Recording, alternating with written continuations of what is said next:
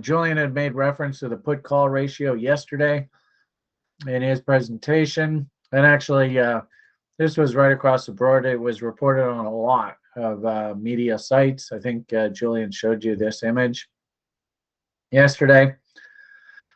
I don't know whether I necessarily use the raw data. It's very hard. I mean, keep in mind, this is a whole year's data, right? So you can see this was the end of 2019, beginning of 2020, that crisis in there. This is the equity put call ratio. And remember, Julian showed you, oh my goodness, they're going crazy. The only question you have to ask yourself is this the beginning of the move or the end of the move? Keep in mind that TradingView does have a data set. That is what this put call ratio, PCUSI. So if I come in here and I go, actually, if I just go like that, right? And I go put call. There it is, put call ratio. You can see there's a number of them. This is USI. I think this is actually an index that TradingView creates. There's a whole bunch of them. You could play with a whole bunch of these and probably get that data set that Julian was referring to yesterday. This is the USI. So I maybe, the total put call ratio and the put call ratio equities, these might be a little bit different. There's the put PCC, put call ratio equities indices, CBOE. But we have had this conversation, and keep in mind, this is actually a part of the level 1 program. We call it eating your vegetables, but it is basically the process of trying to figure out who you are as an investor, what's the current landscape, building and sort of working on your trading plan. So the level 1 program is just to sort of give you a broad overview of these relationships. And if I'm not mistaken, in the school program, I give you this matrix that are all the various different intermarket analysis relationships that I like to use. And of course, internal measures of strength and weakness in the market. I like to use things like the New York Stock Exchange advanced decline line and the put to call ratio. Obviously, this put to call ratio measures options information. So as a result, it's an excellent complementary, non-related reason to justify taking a trade. Getting information from the derivatives market is nothing to do with an individual stock trading itself. So I think it works excellent as a correlatory, like non-correlatory asset mix for your sort of 3 reasons to justify acting. And I like to juxtapose the signal that you get with the put to call ratio, which is nothing more than just the total number of puts purchased in the market versus the total number of calls. And remember, and this is what we teach you in the level 1 program, right? In the level 1 program, we only talk about options as insurance policies. And we all know that the public only buys insurance policies after the disaster. It's just the way that they act. It's kind of stupid.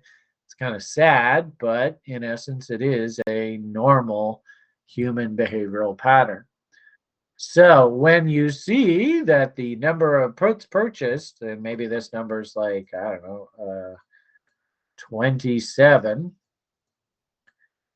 and 27,000 maybe, who knows.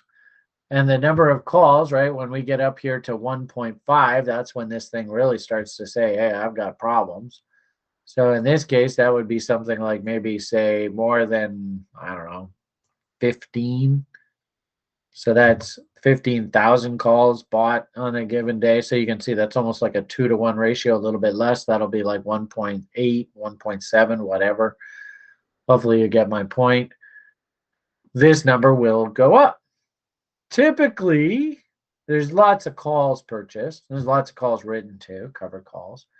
And typically, down here, when you see the ratio is like 0.5, typically this number should be actually like 7. That would be sort of a hunky-dory, happy-go-lucky market. The question really ultimately is, can you find sort of correlatory information? So, when you see this M in the advanced decline line, of course, we know that that's bearish. So that should start giving us some warnings. Notice that this thing actually starts Wing out and getting back above trend lines just as this thing actually starts getting M-ish. And conversely, this thing M-ish here, notice we look it down at the put-call ratio at about the exact same time that this thing goes M-ish, bearish. This thing goes W-ish, bearish. So they work beautifully in opposites. And you know, hell, we could use the DI's breadth indicator. It's the exact same concept, number of issues moving up that are technically strong, number of issues moving down. We've got WE type action in the put to call ratio. So that means the trend of the number of puts being bought is growing relative to the number of calls being bought.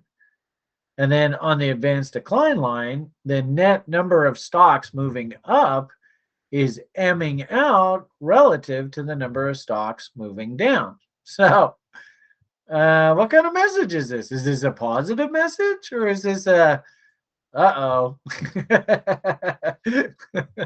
kind of message? You can see how we are, you know, getting up. We're not at 2.0 on this just yet, but we are getting up here. So you can see nice tight little W, and that set up your sort of short window.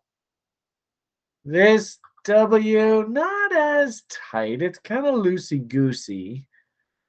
But, you know, this M is getting a little bit old. If anything, you know, you've seen what's happened in the stock market. Well, we probably want to see if this thing actually really is a bull, is we want to see that M out. And we want to see this W out. If we see that, then we can officially go. I do believe the bear slide is over. Can we make that assumption that the bear slide is over just yet? No.